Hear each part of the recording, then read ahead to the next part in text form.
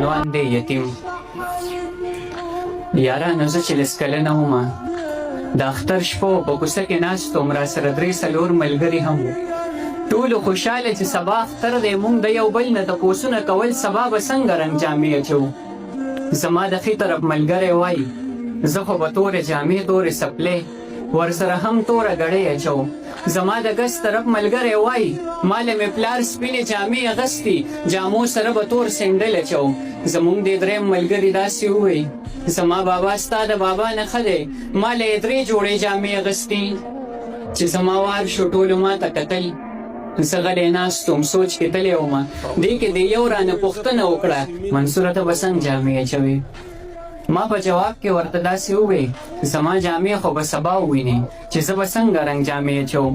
د دوی نه پاڅېدم په منډو منډو د خپل کاله په ور ننوتم، زر د مورجانې خواله ورغلمه. مور ته مې داسې په ساګانې وویل زما مورجانې یو خبره کوم. مور مې ویل زویه قربان دې شمه ستا په ورکوټې زړه کې څه پراته دي؟ مور مې ویل زویه قربان دې شمه ستا په ورکوټې زړه کې څه پراته دي؟ ما په جواب کې مور ته داسې وویل د سپین دادا هغه زامن پیژنې، هغوی له پلار داسې جامې اغوستي مورې چې زه ورته سم وپسخېږم. مور مې په سر را له لاس راښکلو، بیا یې سینې پورې راجوخ کړم زه او غریو نیولې شانتې داسې وویل د سرسایې پیسې که راکړلې چا تاله به هم جوړه جامې واخلم. ما په جواب کې مور ته داسې وویل د سرسایي پیسې که در نه کړې چا نو زه به دې اختر کې داسې ګرځم. مور مې ما په جواب کې ورته داسې وویل د سرسایي پیسې که در نه کړې چا نو زه به دې اختر کې داسې ګرځم. مور مې جواب کې راته داسې وویل 2 میاشتې پس به لوی اختر راځي، تاله به ښکلې جوړه وګنډمه. ما مې نور کونډې مور ته ایسو نه وې، خو بس په پلار پسې ارمان راغی، یکدم په ما باندې سر وچورلېدو او په یو دم ځمکې ته پرېوتمه او ما په وچو شونډو داسې وویل لړ شې ملا راولې خلکه یا څه دوا راولې خلکه، ما له اشنا راولې خلکه او زما بابا راولې خلکه. سبا اختر دی زه به یې څنګه تېروم؟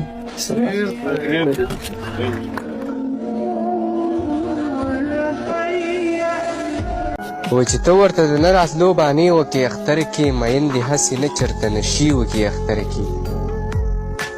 د خان بچی پټ شه دا بچی به مې خفه کړي، زما دومره وس نشته چې جامې وکړي اختر کې. د ډېرو حدیثونو ګستاخي ورپکې وشي، د ډېرو حدیثونو ګستاخي ورپکې وشي، دا بعضې خلک ځان باندې نخرې وکړي اختر کې. د یا نه ستړی راشم مسافر خپلې دیرې ته، په مخې سرې سرې اوښکې ښې ګیلې وکړي اختر کې.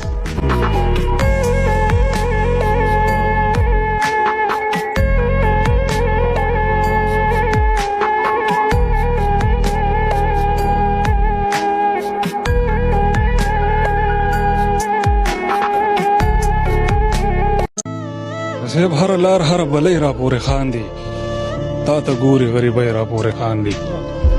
د وړې خور د ارمان پیغورې راکه خالي جیب یې مګوډۍ را پورې خاندي. کور مې نه ویني روټۍ څه ورځې وشوې په دیوال ناستې مرغۍ را پورې خاندي. او تش لاسونه له بازاره کور ته راغلم راته خاندي نه بچی را پورې خاندي.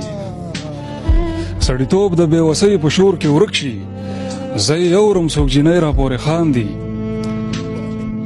او نن چې بیا د هدیرې نه کور ته ځمه بیا به ستا هغه والی را پورې خاندي. په موده پس مې خپل زوړ صندوق ته ناست یم، ټولې نښې د ځوانۍ را پورې خاندي. خودکشۍ ته بې وادي شومه پروازه، اچولي تېزندۍ را پورې خاندي.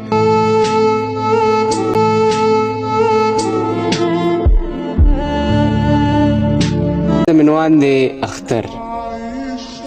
زما میلمه یې د زړه سره هرکلی دې کوم، اختر شکر دی چې راغلې درناوی دې کوم. ما دې ګړۍ په ګړۍ یاره انتظار کړی دی، ما ستا تپوس اختره هر چا نه په لار کړی دی. د مجبورۍ نه په لاسونو کې وسلې لرمه، که خفه کېږي نه په زړه یو څو ګیلې لرمه. تا خو زما سره وعدې د خوشحالو کړې وي، د خوشحالو سره سره دې د میلو کړې وي. ستا نه خفه یم اختره تا غمونه راوړه، ای زما کابل او پېښور ته دې جنګونه راوړه. تیر کال اختر کې په لاسونو سره ګلونه کېده، په ډېرو ځنو به اختره تور خالونه کېده. اوس مې کوڅو کې یتیمان له غړ په غړ پراته دي، هغه لاسونه په سرو وینو کې ککړ پراته دي. ته خبر نه وي چې په منګه د ماتم ورځې دي، په پېښور او په کابل باندې د غم ورځې دي. د پالنګ خلک مې پراته په شاړو لارو کې دي، هغه د ګل په شان ځوانان مې تورو خاورو کې دي. زما کابل او پېښور کې د سلګو شور دی، په سپین لمن کې مې د اوښکو د رنجو تور دی. په جړاګانو مې اختره زړه مور شوی نه دی، یتیم ماشوم یمه د مور غم مې زوړ شوی نه دی. د پلار په قبر مې شین بوټی راختلی نه دی، یو څوک د خپل جانان په قبر جړېدلی نه دی. ورشه زما د مسافر لالي تپوس وکړه، د خدای دپاره یې په حال باندې افسوس وکړه. په داسې حال کې رانه نوې جامې څه له غواړي، ساده اختره ما نه نورې نخرې څه له غواړي. ما نه قلار شه نور مې مه جړوه زه اختره، په ما د یان باندې شغلې غلې تېر اختره، یمه د قام په ډېر غمونو کې راګیر اختره.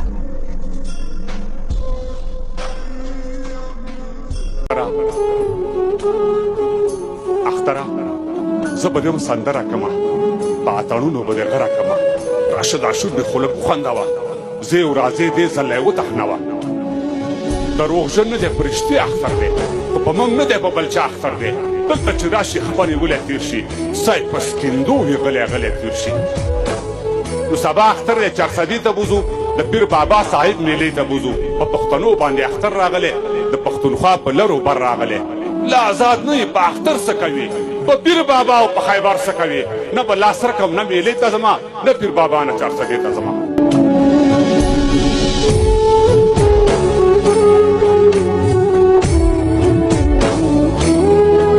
رانه به یو دواړه په اختر کې سړی چاله ورکړي غاړه په اختر کې، مسافره دا واده راسره وکړه. نه به جاړم او مه جاړه په اختر کې. زما مور د خپل عادت نه وي مجبوره، دروازې ته وي ولاړه په اختر کې. لکه حال به د زړه چاته سړی وایي. وي ملګرې زما شاړه په اختر کې. او اخترونه خو د خلکو وي درمانه، پښتانه جاړي پښتانه خو جاړي واړه په اختر کې.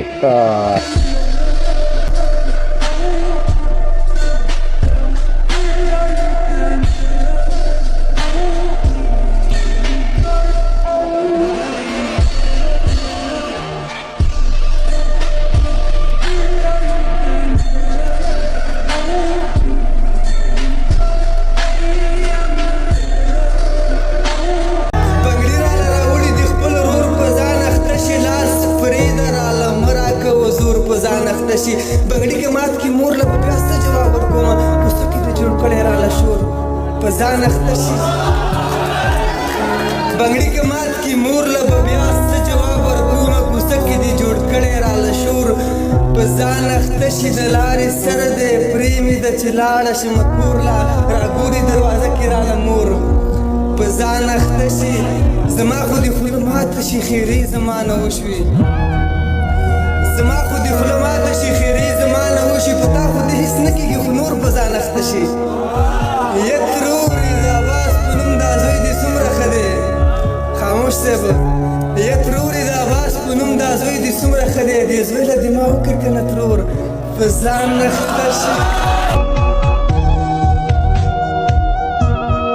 په پیزارځای کې یو سپینګیری بابا ناست دی، دواړه لاس یې لپه کړي، د الله په نامه غواړي، د الله نه یې نه غواړي څوک سوره نه کړي. او تیر شي څوک وایي بل څه کار دی نشته چې د سوال رزق ته ناسې. جوماتونه خو نور هم شته، چېرته بل جومات ته لاړ شه. دغه ستغې ستوري اوري، دغه تکې تورې اوري، د بابا سترګې شرمېږي خو د لوږې نه مړ کېږي. دغه ستغې سپورې اوري، دغه تکې تورې اوري، د بابا سترګې شرمېږي خو د لوږې نه مړ کېږي. یا رحمانه یا رحیمه یا خالقه یا رازقه یا جباره یا قهاره، توبه پروردګاره. یا رحمانه یا رحیمه یا خالقه یا رازقه یا جباره یا قهاره، توبه پروردګاره. دا تصویر خو سړی وجني، دا کافر خو سړی وجني، دا تصویر هم عجیبه دی، مصور هم عجیبه دی. توبه پروردګاره دا تصویر خو سړی وجني، دا کافر خو سړی وجني، دا تصویر هم عجیبه دی، مصور هم عجیبه دی. زه یې خواله ورنږدې شوم او پوښتنه مې ترې وکړه، څه دې خال دی بابا جانه، څه دې خیال دی بابا جانه. ویلې نورې کیسې پرېږده، خو بس دومره روپۍ راکړه چې بې زهر ځان له واخلم او د ځانه پې ځان خلاص کړم. زه یې خواله ورنږدې شوم او پوښتنه مې ترې وکړه څه دې حال دی بابا جانه څه دې خیال دی بابا جانه ویلې نورې کیسې پرېږده خو بس دومره روپۍ راکړه چې پې زهر ځان له واخلم او د ځانه پې ځان خلاص کړم د ایمانه پې ځان خلاص کړم چې داسې تغې سپورې نه اورم د انسانه پې ځان خلاص کړم د ګړنګه ګزار شوی خودکشۍ ته تیار شوی مطلب دومره ستړی شوی مطلب دومره ازار شوی